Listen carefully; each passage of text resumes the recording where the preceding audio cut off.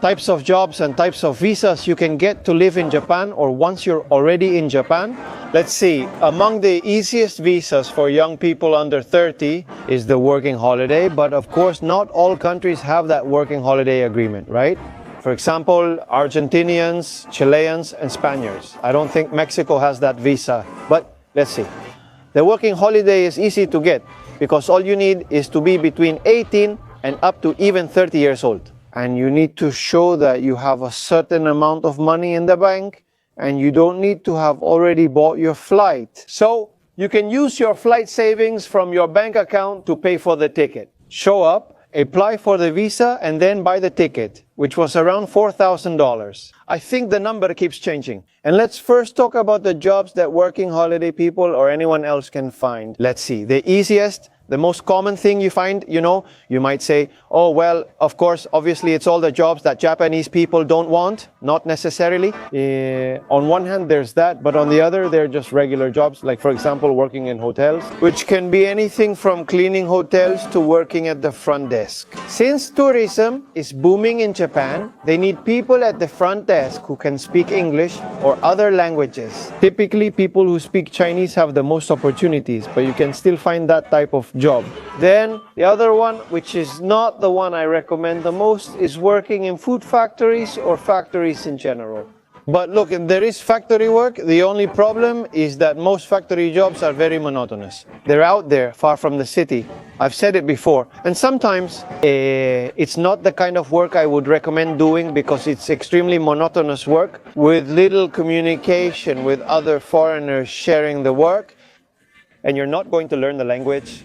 It's an option, but it's not the best, although it might be one of the most common. Then there's kitchen work, not necessarily as a head chef or chef if you are a chef, precisely because you'll always have to start from the bottom here, but there are also jobs in the kitchen. Then, for example, construction. As you know, many people know that I have 16 years of experience working in construction, but the good thing is that there are a lot of pros there. One is that when it comes to construction, you're going to be constantly traveling. I'm not talking about long distances, but by car, and all the time you're going to different construction sites around the city. And that makes you at least understand the size of the area where you're living. The downside is that it can be very demanding, it can be tough, but there's a lot of communication in that job, whether communicating with people in your field or others. It's a job where you end up learning the language by force or struggle, however it happens. It's not one of the best jobs out there, but it's not bad, it's pretty good, it's tough. Then the other one is helper, which would be like a nurse or assistant for the elderly in nursing homes or senior care homes. Well, that's complicated because that's a job where a lot of people are needed, where there's a shortage of workers. But of course, the thing is that taking care of the elderly, on one hand, is fine. But the part that most people don't like is changing diapers, right? But aside from that, it's actually a pretty good job where you have to learn a lot about communicating with older people. And it's nice because you can talk to people all the time and, well, you can keep learning. And people who might want to talk to you while you're working, older people and your co-workers. Now let's talk about visas, not specific jobs, but let's see, there's the business manager. But this visa is quite complicated because, you might say, I have a lot of money, I want to start a company in Japan. Okay, you can start a company in Japan, but starting a company in Japan doesn't automatically mean you'll get a visa. What do I mean? Because maybe you want to have, let's say, you have a digital content company, or you're a freelancer who, for example, does online work at home, and you want to start a company based on what you do. You can set up your company in Japan where you have to invest quite a bit of money. Because here they say that in Japan, you can start a company with just 1 yen, with just a cent, but that's for Japanese people. For foreigners, there's a minimum investment, which was about 5 million yen, which was approximately $30,000, $35,000. But what happens? If it's not absolutely necessary for you to be in Japan to manage your company, they might reject your visa. If you're a freelancer and you have a company where everything is remote, they'll say you don't need to be in Japan. You can run your company and pay taxes here But that's the trick, that maybe in the first year they won't give you the visa to stay in Japan. But after you've spent the first year in Japan, your company, and the company has paid taxes, then it can be different. And on the other hand, there's the fact that you can hire yourself in your own company and have a working visa. But let's see. We'll discuss the details, visa options, and any unclear gaps later. Then there's one of the silliest visas. Hello, how are you guys? How are you? Everything good? All good, all good. How are you? How are you? Every day for a month, watching all your videos to come here. Now the next one is one of the silliest visas, which is the digital nomad visa. Which precisely the digital nomads is that freelancer who has the possibility to live wherever he wants because he works remotely, right? The fact is, this visa requires a lot of paperwork and has many requirements. It's easier to stay 3 months as a tourist, visit Korea for a day, return, and get another 3 months. That's something a lot of people do. It's a visa that doesn't make any sense at all.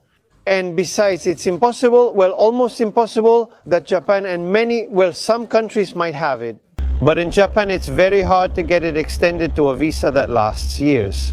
Because simply by being freelance and having their bank accounts in their own countries, they won't pay taxes in Japan. And the issue of taxes here is very important. How much can that new citizen contribute in taxes? So the digital nomad visa is the dumbest visa that could exist here. Now, a very curious thing that my lawyer mentioned to me is that Argentinians have a tourist visa that can last up to 6 months. Even immigration officers don't know about it, but it's legally there. It's a treaty that's been in place for a long time. But here's the thing. When you arrive in Japan as a tourist, the visa is always for 3 months. Always. I mean, at least for countries that don't need a special tourist visa to enter Japan. Some countries only allow tourists a 2-week stay. Generally, countries with visa-free entry receive a 3-month visa. And you, even if you arrive with an Argentine passport, they'll stamp you for 3 months. And if you say, no, but I have an Argentine passport, I have a 6-month visa, they'll say, no. With all the people waiting at immigration to enter, they won't even bother investigating. But take this as an interesting fact. Don't think about complaining to anyone about it. But if you check, Argentina has a 6-month tourist visa. It's a very isolated case that nobody pays attention to, but, well, just a detail. The other one is the startup visa. My lawyer told me that he received a lot of requests about how the startup visa works, which is like a kind of visa or something like that. So that people can come to Japan to look for business opportunities, right? To look for job opportunities at companies. I don't know, but he tells me it's ridiculous because they made such a big announcement, but only people who have graduated from one of 100 universities in the world can apply for that visa. Of which 70% are American universities, then about 10% are Chinese universities, and a few others scattered around. So if you're not a graduate, the fine print says that if you haven't graduated from this list of universities, you can't apply for this startup visa.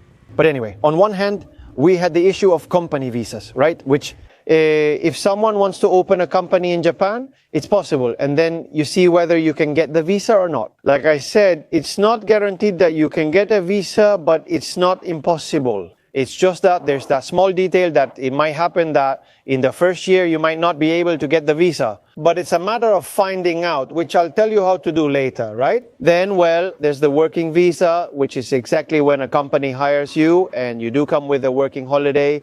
There you have the opportunity to start working for companies that can sponsor you so you can get a work visa approved, right? So, for example, what jobs shouldn't you do if you want to stay long-term in Japan? Well, first of all, mainly Uber Eats, because Uber is something very freelance. I mean, if you do very freelance jobs, it's impossible later to get a job where they sponsor you for a visa to stay and live in Japan. I mean, mainly, of course, those who work at Uber Eats basically don't pay taxes in a way. And that's what makes it so you can't get a visa.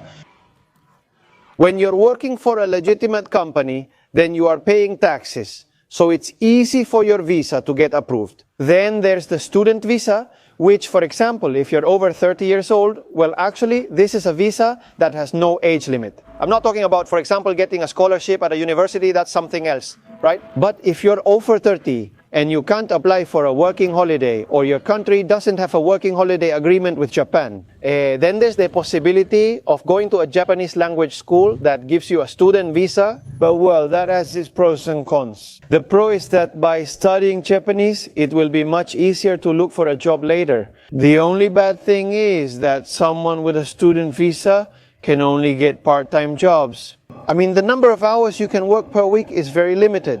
Therefore, you need to come with a little bit of savings, because you won't be able to work much, so you won't be able to earn much. But this is the option for those who have a little more savings, let's say. The student visa usually depends on the Japanese school you go to, but they are usually 1 year, 1.5 year, or 2 year plans. That also really depends on what they find as well. And on average, I don't really remember right now, but Japanese schools usually charge the entire tuition for about a year-long course. Around $5,000 or more, just to give you an idea. And well, the other option is to get married, to marry a Japanese person. That visa is the most complicated, but it's the easiest to get approved. But well, it's an option.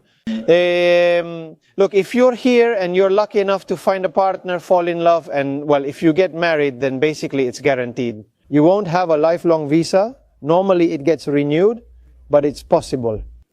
And well, this ramen place has a huge line, but they have takeout. And it was just around the corner from the studio, so we took the ramen to eat it at the studio. Well, it's good that we saved ourselves from that long line. This tsukemen is amazing, really amazing. Very good, very good.